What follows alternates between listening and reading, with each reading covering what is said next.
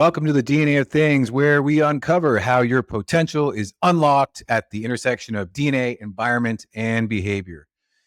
Today, we're thrilled to be hosting Mike Hansen, a trailblazer in health and fitness innovation with over 25 years of experience in the field. As the founder of Bridge Health and Versus, Mike is reshaping the future by merging healthcare, fitness, and entrepreneurial grit. In this episode, we explore how Mike's innovation and his innovative operating systems are revolutionizing metabolic health, bridging healthcare gaps, and empowering resilient entrepreneurs to thrive. Get ready for insights that could redefine your approach to health, fitness, and business success. Mike Hansen is a true pioneer in health and fitness innovation, bringing over a quarter a century of experience across ops, technology, and venture building.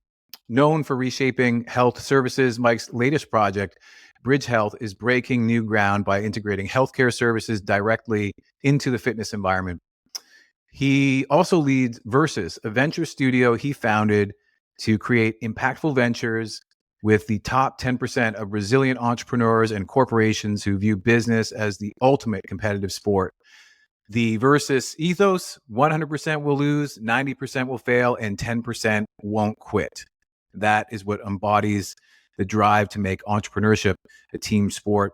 I am super excited to have its founder, the founder of Versus, here today, Mike Hansen. Welcome to the DNA of Things. Thanks for having me, Jeremy.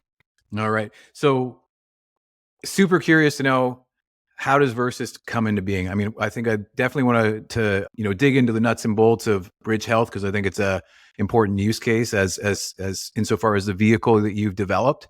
But how did Versus come into being? Yeah, so through a lot of failure and being an entrepreneur for way too long, I basically am in the business of building companies, and I realized that there was a process, there was an approach that could basically reduce that risk, right? And ultimately, at the end of the day, it's an accumulation of my history. So my history might give you a little bit of background into that. So I've been in the health and fitness space for the past 25 years. I started in the gym space, pretty much held every operational role. And one day I was like, I got to get a real job. I can't wear sweatpants and a hat the rest of my life, even though I was making good money at the time. And I went into Wall Street. I went into hedge funds specifically, and it was healthcare specific. So I was still within my market and domain of area of interest and expertise. And it was at that point I realized I left my passion. And the reason part of the story is important is because I came back into the fitness industry and put my entrepreneurial hat on and haven't looked back since. And in that time, I introduced video games into fitness. This is when video games at the time were being blamed for childhood obesity, all these different things, pre-Nintendo, Wii, all the fun stuff. And I had to swim upstream and educate a market on an opportunity that no one else saw as an opportunity, and they saw it as a threat. And so it's those sorts of experiences and things of that nature that ultimately lead me to where I am today. But that business, I ended up being top 100 Browser magazine, number one in the category, tons of different accolades. And I got the opportunity from there, post exit, to go do projects in Fortune 500 companies in the innovation labs and variety of innovation labs across the spectrum in healthcare. And it was there I actually got to see how things were actually worked on pre-concept, which is where a lot of things take place. They take place outside of the operational role. It wasn't necessarily the entrepreneur. It was people working on ideas and going from 5 ideas to 1 idea. And that's where a lot of things go wrong when it comes to developing businesses. A lot of times we get into this world where we develop companies and we develop an idea versus try to solve a problem and say, what are 5 or 6 different ideas of how to solve this problem? And then dwindle your way down into the ultimate idea. Let the ideas compete to figure out which business or venture or business model or product is the right one, and bring that customer into the fold early on, right? So I'm a big fan, especially when it comes to like the model that I use, to utilize that multi-idea approach. 5, 4, 3, 2, 1. And I don't even form the company until I'm to that spot, right? So I've really developed a process of how you do that. Now, as I continue to tell a little bit more about the history of my background, is at that point, I decided I wanted to get into venture development. So I got certified through a company called NBIA, which is National Business Incubation Association, in 2009. So I got into incubators because I was like, wait a second, 87% of companies are still alive after 5 years. What is this incubator thing, right? And now incubators and accelerators are the rage, but I actually got certified as an incubation manager just because I wanted to learn.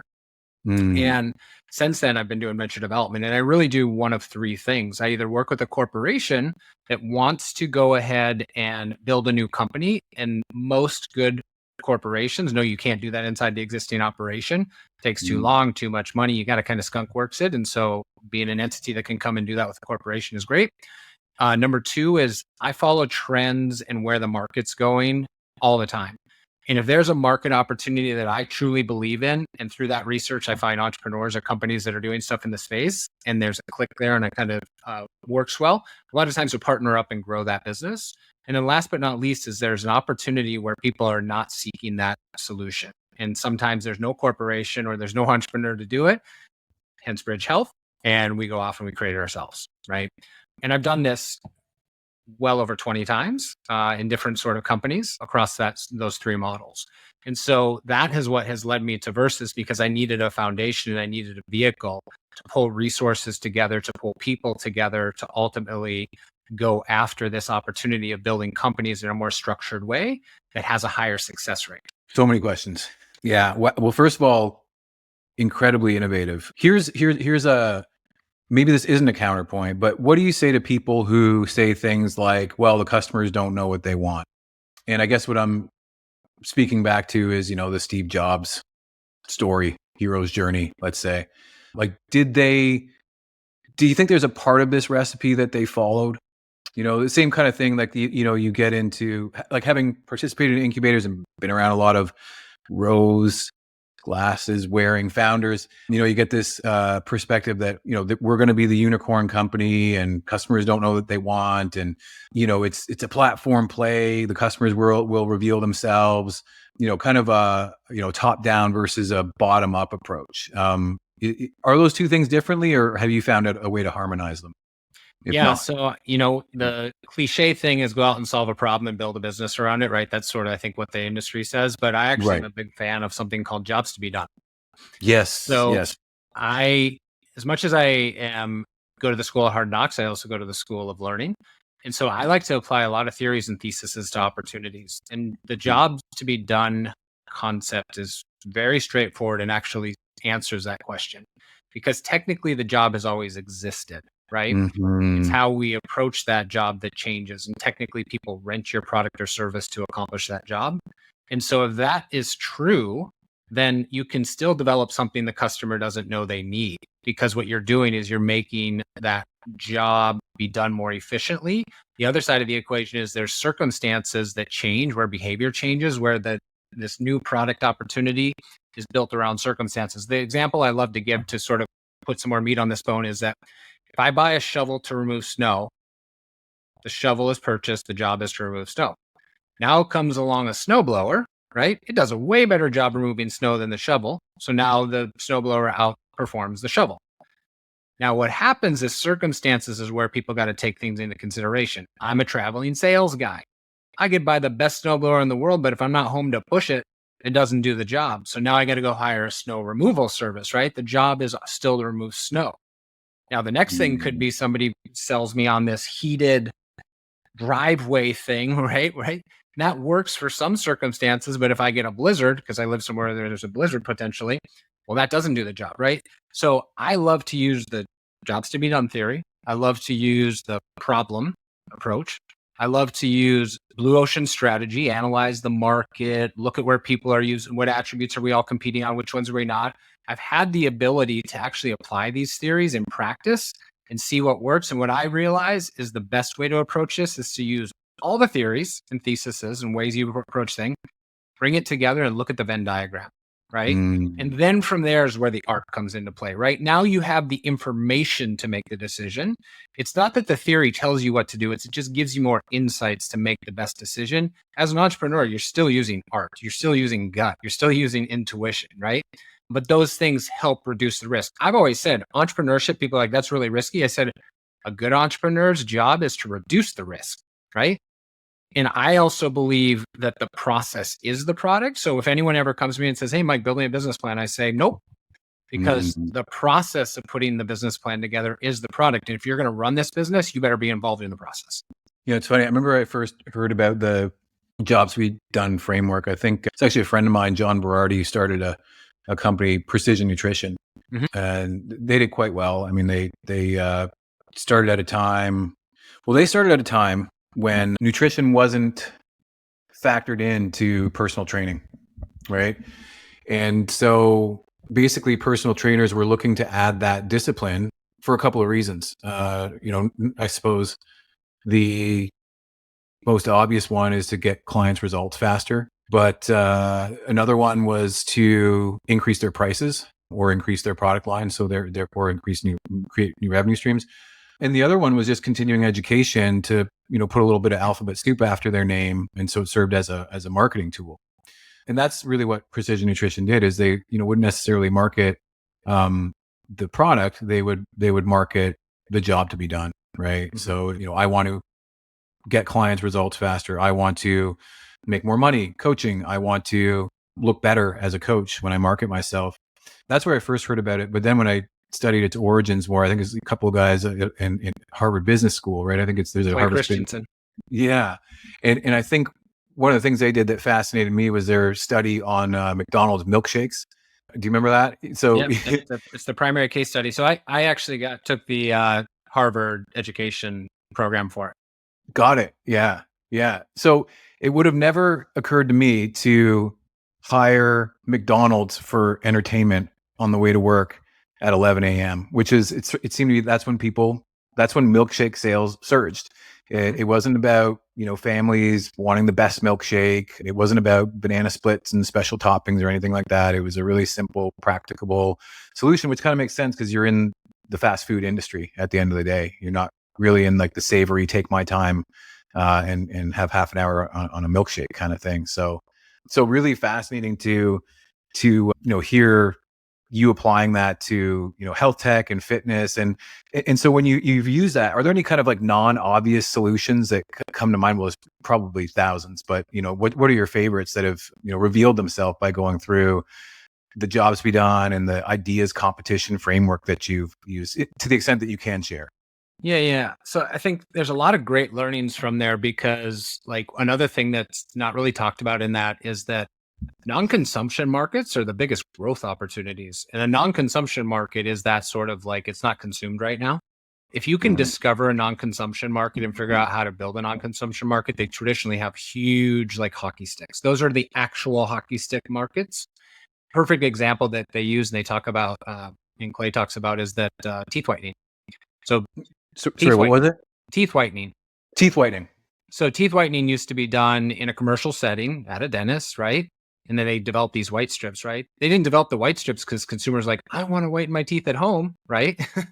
Because they weren't. There was no market that said they did. They obviously had a certain penetration rate, commercial dentists, but what they realized is there's blockers. People actually don't want to go to a dentist to like talk to them and see that they have yellow teeth or whatever their reason is, right? And so you understand what these blockers are, these sort of barriers. And if you can remove those barriers and it moves you into this market where there's nobody selling, right?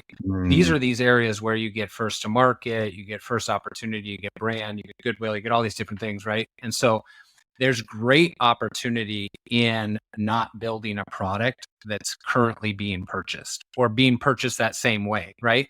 But if I'm using that framework, I already know the job is the same, right? Right. But I'm moving it into a new channel, an area of non-consumption. I'm actually completely upending the business model, right? I'm a huge fan of business model innovation. I think business model innovation is way better than product innovation, right? And so like once you understand those opportunities, that's what Bridge Health was too, is a business model innovation at the end of the day when I unpack it. Those are the things that excite me because I can grasp onto them as a consumer and go, oh yeah, I would do that over that all day long, It makes me think of, have you seen this new DNA-based home gym mirror? It's called Alter on the market recently. I believe, is it a really sexy, sleek looking one? Yeah, it's called Alter. Yeah, I'd have to look it up again. There's so many of them, but there's a new one that I've seen come out. It's probably that one. So yeah, the guys who did that, like I did a bit of consulting with them on terms of like what DNA technologies to use. Before they started this initiative, they built and exited a company called Byte, which I think is in line with what you're talking about. So it was basically what's called a retainer, and so what you would do is you could buy online the mold that you would bite into and send back in, and within like 2 or 3 days, you would get a 3D vision of a version of what your teeth looked like, and then you would get a vision of what your teeth could be after a certain period of time. And then within that moment of being sold that hopeful future, then you got the expert hygienist dueling as a salesperson to close you on the $3,000 product. So it was like a 199 mold, so that shows intent. And then it was conversion based on seeing that hopeful future. So coming back to the whole Steve Jobs thing, like what I was saying, and there's a lot of movies, but there's the one I remember in particular where it's like him and his ex-wife in a room pre-launch, and they're he's playing with the computer, and his wife said, "I don't even understand what you're doing," and his daughter's actually playing with the computer, and she prints out like a picture or something. He said, what's it even for? And he pulls it up and he says this, right? But then, fast forward, 35, 40 years, and everything that we can do now because we have personal computers, right? But, that kind of first problem that Apple solved, I suppose there was a problem there. And I mean, what was it? Because they went through education, I think so maybe was it learning tools? I don't know if in your studies of, your business studies, what would you say that the job to be done was what they solved initially? Well, I think the computer is pretty broad, so that it solves a multitude of jobs, right? Just because kind of like we said with the milkshake, right? The milkshake solved a different job in the morning than it did in the afternoon. In the afternoon, in that case study, it was actually about the social side of kids getting to spend time with their parents and kids getting to spend time together, right? Like it's like Starbucks. Starbucks serves coffee, which could be convenience, but I also take my kids there because they like it and I get a chance to sit and talk to them, right? So products can solve multiple jobs. So it really comes down to the circumstances in that situation. The one thing where I don't think you can't go wrong, where you really can't go wrong on, is convenience. The only thing that beats free is convenient, right? And so the computer has made a lot of things convenient if you think about it, right? It's made how we write a book, anything we do, it's extremely more convenient. So it's going to be an inhibitor, or not an inhibitor. It's going to allow us to do more of these jobs more convenient. And if you can do these jobs more convenient, then obviously you're gonna win in the long run. But I think it's a little too broad of a topic. If I could, it's hard to look back on it and certainly address everything. But I mean, well, tell me about Bridge though, because Bridge pretty interesting, right? Like that's combining health services into the fitness space. Tell me a little bit more about that, because usually people think I'm going to the gym, I'm going to meet people in sweatpants, I'm going to pump iron. So how is this now a hub for my health? Yeah, so I'm going to go back to the history. So when I left the hedge fund at the time when CMS for the first time redefined obesity to cover a bariatric surgery. This is 2004. So when I left, I was said, hey, I'm going to go back into the fitness industry because this whole reactive side of healthcare, which in essence is sick care, is very different. I was like, there's going to be a bridge that's going to form and we're going to get into the self-care preventative world, right? So I was 20 years ago talking about this bridge. Hence the business name of Bridge Health. Now, what Bridge Health is doing is, if you want to kind of set the stage, is GLP-1s has really brought in science to the forefront with fitness, right? No different than what ChatGPT has done with AI, right? AI has been around, but then it sort of pushes forward. And it pushed forward probably more generative AI than just traditional AI and machine learning. So what everybody was doing was GLP-1s. And I do a lot of thought leadership and content out there. And so I was doing talks on it and stuff of that nature. And I was talking to a lot of companies, people showing me different businesses. And I basically said, GLP-1s are great, but they're short-lived. Them without services is not going to work. And it all came down to the integration, right? I always would say, okay, are you going to do the marketing or are they going to do the marketing? Who's going to do this with the customer? Who's going to do that with the customer? So what Bridge Health was Bridge Health was solving the problem of the gap between healthcare and fitness. And the reason why is they have two opposing business models, so the two will never connect. Right. So Bridge Health came in to connect the two. And the model is an operating system to do that. The way we're doing that is we're delivering a program of services that allow us to take an existing member's insurance, and if they qualify, they can receive services that are that are paid for by the insurance company. We've packaged that together in what we call a 26-week metabolic care plan model. So if you have a 27 plus 2 BMI to additional health issues, or a 30 plus BMI, you qualify for this program because these currently exist with inside existing insurance, right? And we do it all via telemedicine. So you meet with the doctor says XYZ, you're approved, whatever the case may be. Maybe they prescribe drugs because drugs are part of the care plan model, right? You get a letter of medical necessity for HSA, FSA if you want to go buy different things specifically to help you with your care plan. And you meet with the doctor, the coaches, and the different health professionals along this 26-week plan to help you improve your metabolic health, which includes fitness. It is paid for via your insurance.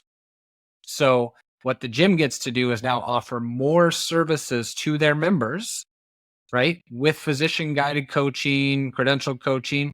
And then we include, we include the gym into a part of that care plan, whether it's with their professionals, whether it's through content they do for us, whatever the case may be. And then we are able to actually give them compensation for providing support for the care plan. So they get to offer their gym members more service and they get paid to be a partake of it. The consumer pays nothing. Wow. So this is like the integration of the CPT codes into the fitness gyms. We're leveraging existing CPT codes from the consumer's commercial insurance. So right. a lot of insurance obviously has a lot of codes in it that people don't use, right? A lot of insurance has benefits that people just don't know. Like some insurance covers massages, right? What we've done is there was an existing program that had been out there for 4 years being utilized in this form or fashion. This is part of the way I like to approach things, which is find existing set of resources and assets with inside corporations or entrepreneurs or whatever the case may be, is bring them all together to create a new business opportunity and go after a market opportunity that has yet to be solved or could be solved, right? Mm-hmm. And then if I can create a unique business model, which what I just said, which is more service, less money, right? Gym gets paid more, consumer pays less, and they get more services. That's like the holy grail of business models. Then great. So this is in essence is a joint venture between a multitude of companies that we're going off to solve this problem. The reason why it makes sense to go into the fitness industry is the fitness industry will never go into healthcare. It can't. But if you look at special obesity care and things of that nature, they utilize fitness as part of that, right? So it's easier for me to bring health services and make fitness a part of the team. It's also where that consumer in that side of the equation is the most motivated consumer, because if they walk in the door of a gym or they try to use a fitness service provider, they are trying. And healthcare a lot of times works with people who are not trying. Right. Wow. And so basically, I think what you're saying is your health benefits can now cover a personal trainer as part of this metabolic plan. Is that right? It's not. It doesn't necessarily cover personal trainers. Personal trainers, we'll say, they can potentially assist in the coaching side of the equation under Incident to billing. And you have to be credentialed or you have to be trained specifically in there. But there are ways to work directly with the clubs in that manner to help support the care plan. As long as they are supporting the care plan, they can be compensated for that. Wow.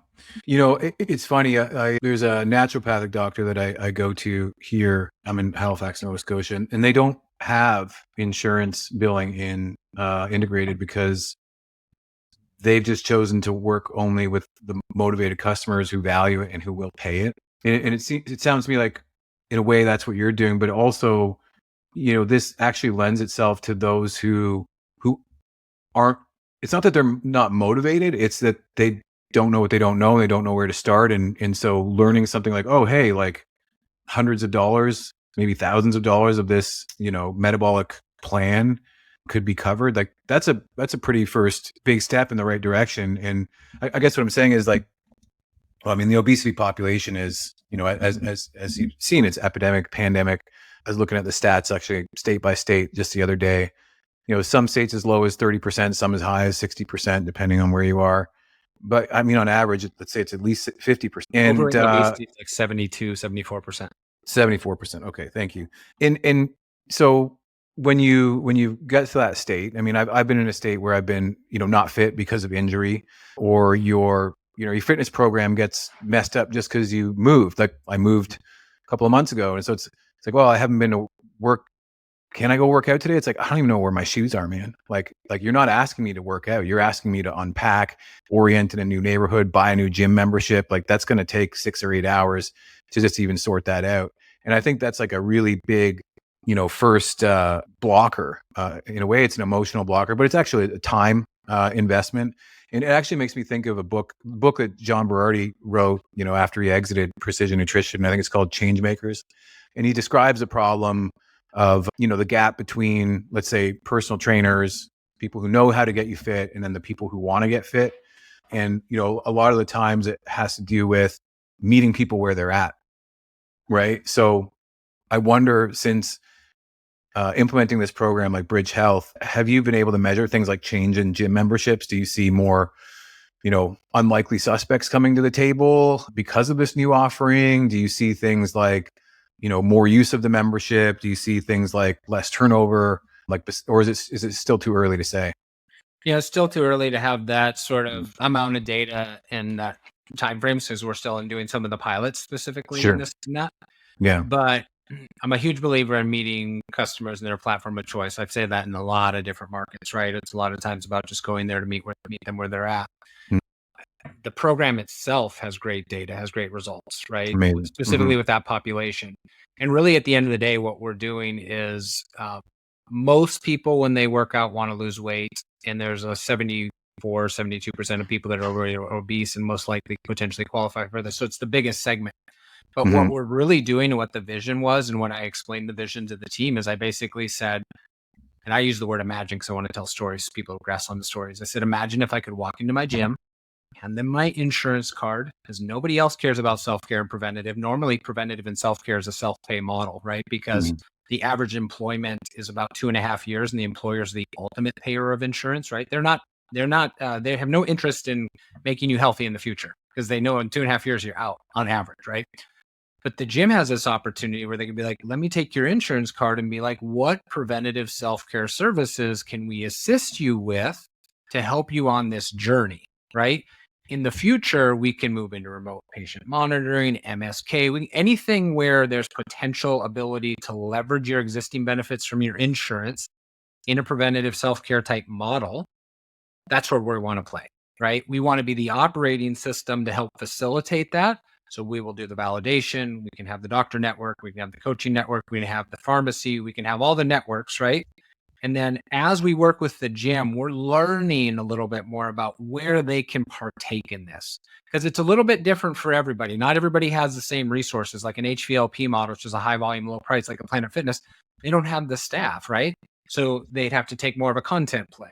Some of these places, they have nurses on site, right? They could partake and take on existing codes. And so that's part of the learning process, just like in any entrepreneurship, where you're like, okay, which channel's right? So we actually decided to go to market and test all the channels. So our go to market was test HVLP, test digital only, test connected fitness, test high-end luxury clubs. So we picked one brand from every single segment that we could imagine we thought we'd play in. And we're now testing and implementing that to see what the data looks like, to understand where the best results are and where the common factors are across those channel segments. Amazing. So, and all of this is, through the vehicle Versus that you developed. So tell me about the introduction to the client. Like, how does that start? And I guess who is the client?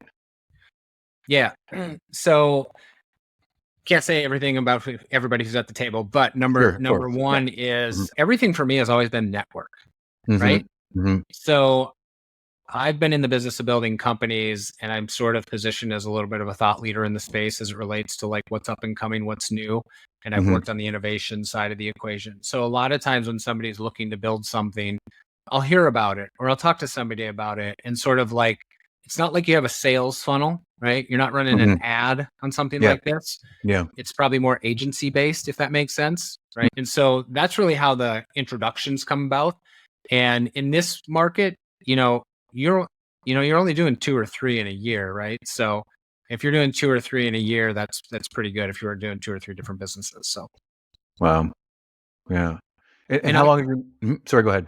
I was going to say, I also will have a lot of different ideas. And these are actually ideas back here on the board. You can't see what it says, Yes. so it doesn't matter. But we will continuously have an idea board.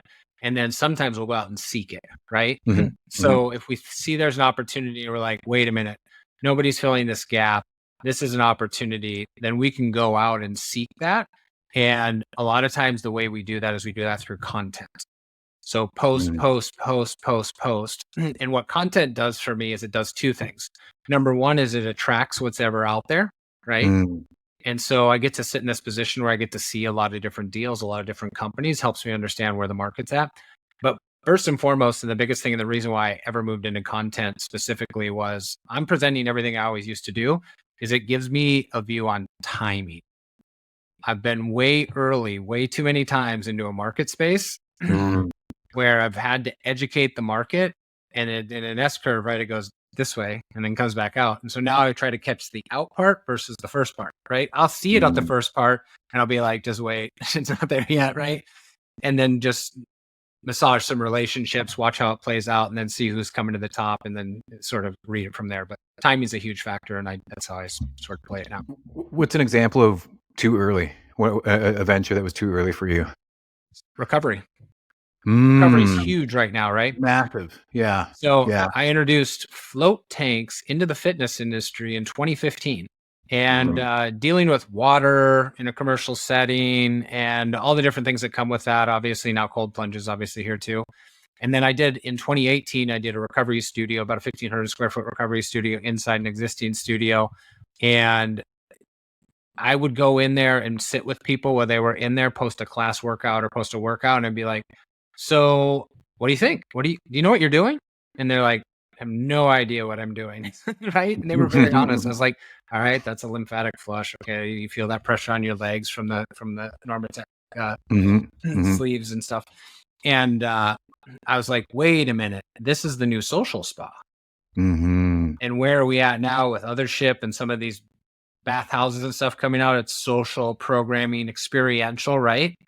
And so I got all these learnings way early. But if I would have stuck with it 100% since 2015, and we'd be sitting here in 2024, right? Like, that's early. Yeah, that is early. It's interesting too, because I think, early for a number of reasons. One of them probably being that, let's just say the fitness enthusiasts aren't recognizing the value of recovery, maybe because they're younger, right? So, I mean, you would be more expert at this than me, but I think about the evolution of fitness. I use the term lightly, but you've got bodybuilding, you've got, running, you've got, well, let's say triathlon comes from that. You've got CrossFit, so let's look at CrossFit. So when did CrossFit come out? Was that like 2000 what, 10? Earlier than that, let's say 2000s. Yeah. Yeah. And you get a lot of, I found anyway, at least the gyms I went to, you probably have more demographic information on this, but I found that, like the founders, at least initially, the early joiners were people who like used to be athletes and still wanted that, kind of rush. And then it evolved into this more kind of community sport. I guess what I'm saying is, when you're starting more youthful, so let's say ages 20 to 30, you can get away with a lot more.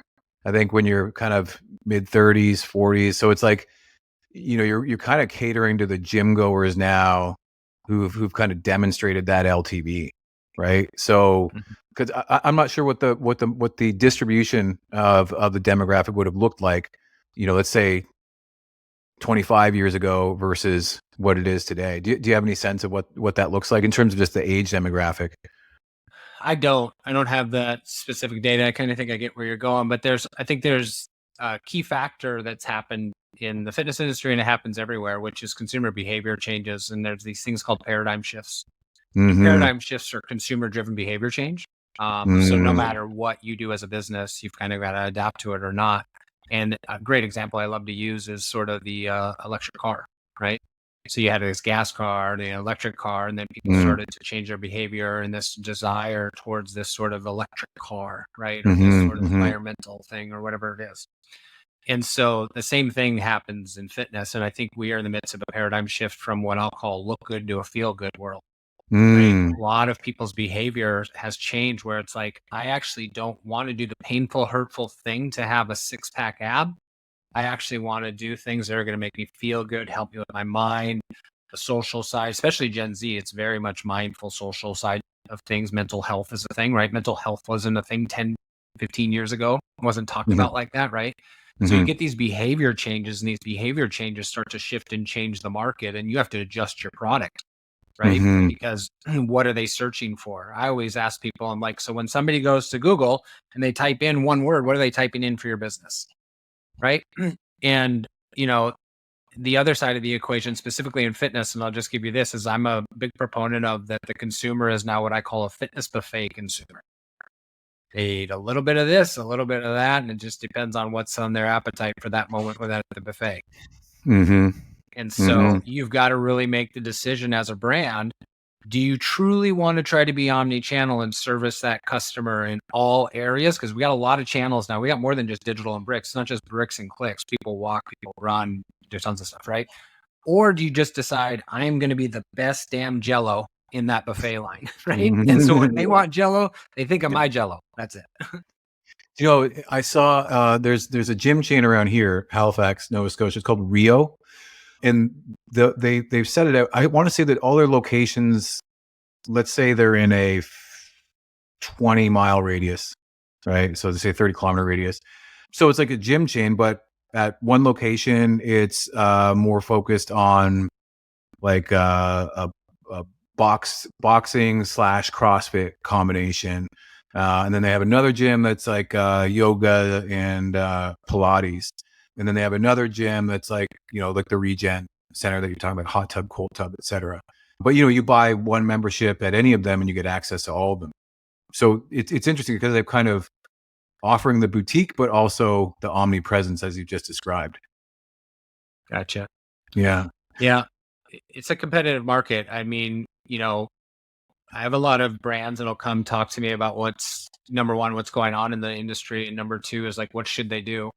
And one of the ways I sort of explained it as sort of like the boutique side of the market has taken a little bit of a hit, as I said, you got to remember perceived channel expansion. I call it perceived channel expansion, not just channel expansion, grew during COVID. The opportunity in the channel to work out at home was always there, but the perception of it being available to me was required because that's all you had, right? Right. And that's changed me even too. I'm a gym goer. I go to the gym still 6-7 times a week because it's a mental break for me as well as an exercise.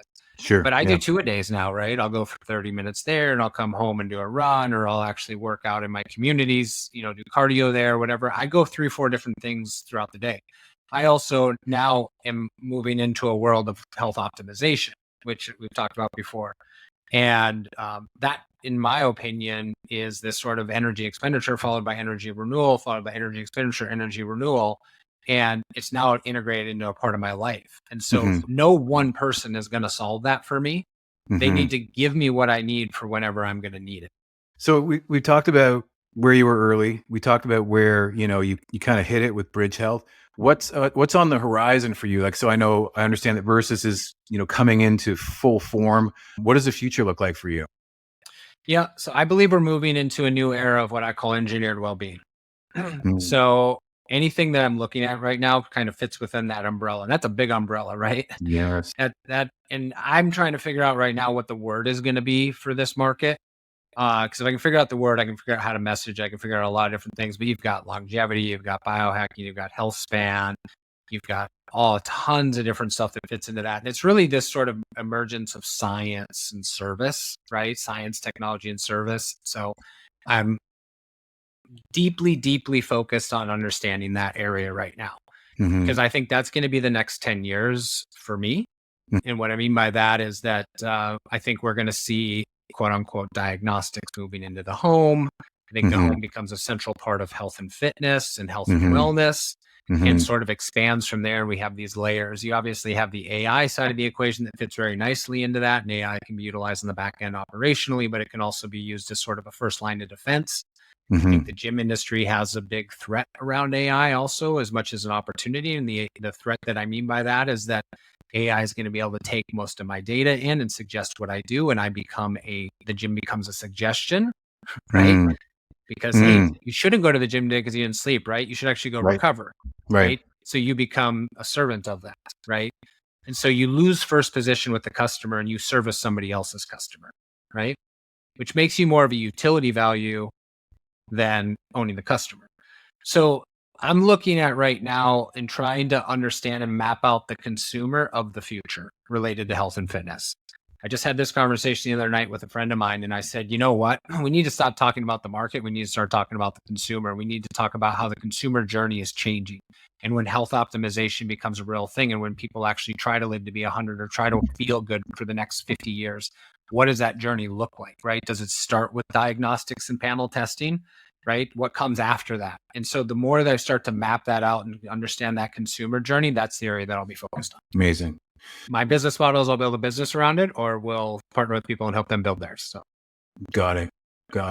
So 25 years have gone by. You're in this market. What's your headspace like today versus when you started, and what advice would you give aspiring innovators of business? Because I think you've given a ton of advice in terms of how to be a successful entrepreneur by competing ideas and kind of build the company last. So what about company builders? What would you say to those they've got the product, now what? How do we scale responsibly through your company design? Yeah.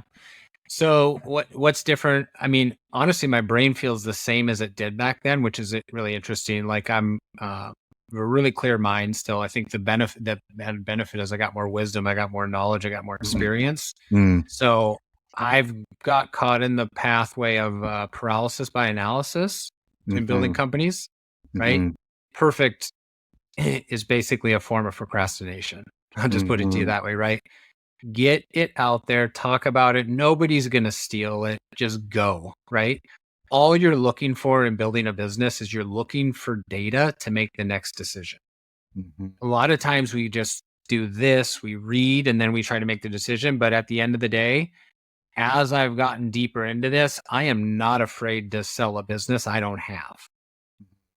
I am not afraid to find 50 customers on something that I don't have. You might call it vaporware. I'm calling it research, right? Like I am going to go out there and figure that out. I need to know who to talk to because and that's probably one of the biggest advices I can give to anybody. Talk, customer research, right? And start with the customer. A lot of times we fall in love with the widget.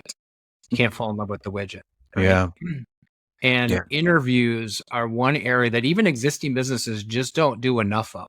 Like when I get pulled into an existing business where they got a problem. So when businesses reach out to me and they have a problem, the very first place I go to is their customer base. Right. And I just interview them. I don't survey people. I interview them. Because in an interview, I can ask the 5 whys, the 7 whys. And if you've never done the 5 whys or the 7 whys, it's great. And that basically at the end of the day is, why do you do X? And they tell you why. And you say, why do you do Y? And they tell you A. Why do you do A? What happens is you truly get to the heart of the actual thing that they're trying to do. And once you understand that information and you have that and you've de-risked it, it's so much easier to make the next decision, because the only thing holding you back from growing a business is not making decisions, not doing things. It's execution off good data. So I built a model where we actually have 9 or 10 different checkpoints. We do these 3 things, comes up to the top, approval. We do these 3 things, comes to the top. We do these 3 things, come to the top, right? And we follow just a format. That format is meant to be almost like just guardrails. The decisions that happen within there are specific to the business. Got it. So am I correct in saying that you're really just formally starting Versus now? Is that right? Just formally starting Versus as a brand. I've done this for well over a decade.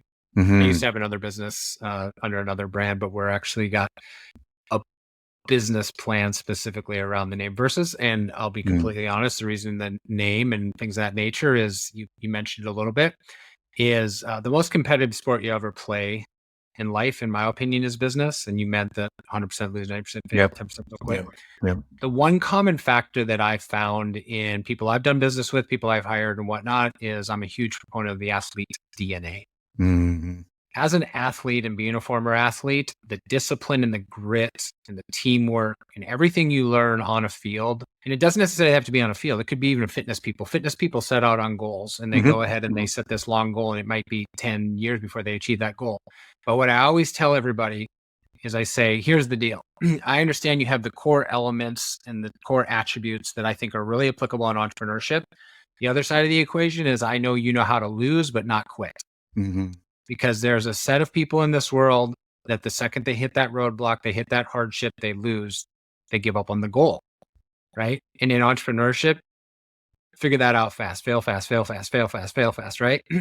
And I like to work with a certain type of person because, as you said, making entrepreneurship a team sport, entrepreneurship is an extremely lonely business. So if we can turn that upside down, Versus is not only a vehicle to do that, but it's not a community, it's a team. Gotcha. And I'm going to reinvent the way that we build companies. That's the truth of the matter. Amazing. Mike, how can people find you? Yep. So easy way for me is email Mike at mikeghansen.com. That's MIKEG and then HANSEN.com. Awesome. I'll throw that in the show notes. At the top of the call, I asked you 3 questions. I think we've answered them implicitly, but let's answer them explicitly. So cool. If this was your last podcast, what is it that we've been saying? What message would we want to reach listeners? Just my last podcast, what would I want to reach? Some of the things most regretted in life are the risks not taken. It's a motto of mine. And who needs to hear that? What person or group of people? If you've got a dream and a vision and a wish and you're wondering whether you should do it or start it, that person needs to hear it, because the last thing you want to do is go through life not trying. I'd rather fail trying than to have guessed if I would have and not do. 100%. And the last question was, who absolutely has to be on the DNA things? Yeah, so a real good friend / partner of mine that I think is equivalent to myself, who I bounce tons of ideas off, is I spent a lot of time in conversation with a gentleman by the name of Garrett Marshall. He was the former president now of Exponential Plus. He launched the digital consumer side of Exponential, which is the largest boutique fitness publicly traded company out there.